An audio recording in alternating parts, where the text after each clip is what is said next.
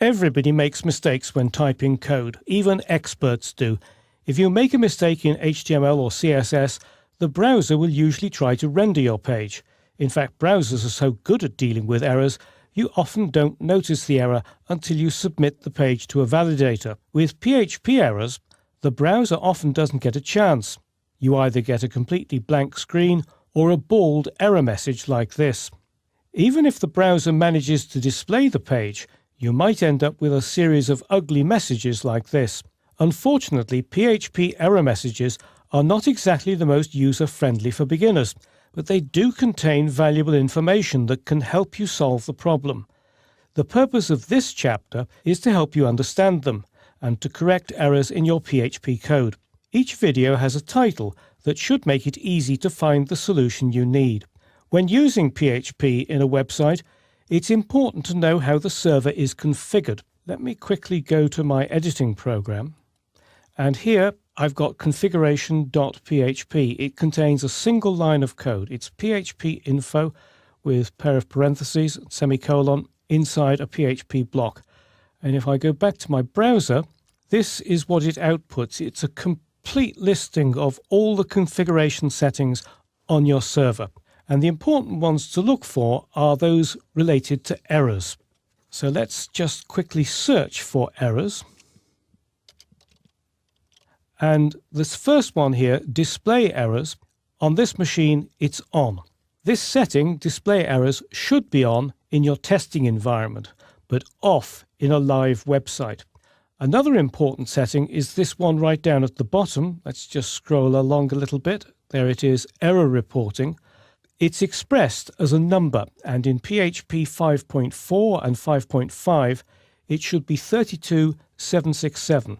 If it's a lower number than that, you're not getting all the errors being reported. Now, if your testing environment is set up like this, you're fine to go.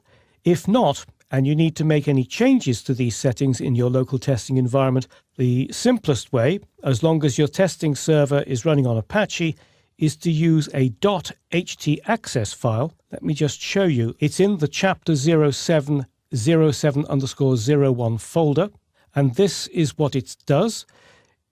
It sets error reporting to the highest level and turns on the display of errors in your local testing environment.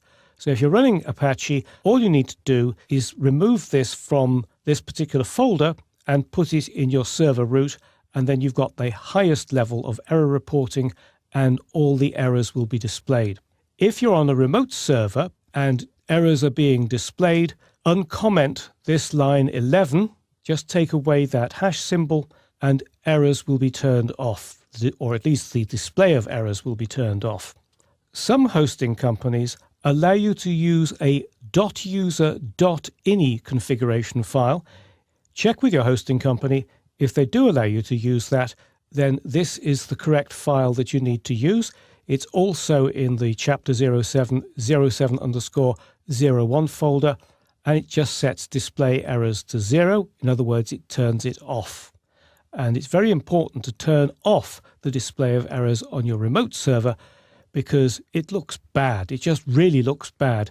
And it can also expose sensitive information which you just don't want to be out there in the open. So displaying error messages and setting the level of error reporting to the highest level is essential in a local testing environment because you need as much information as possible to resolve errors.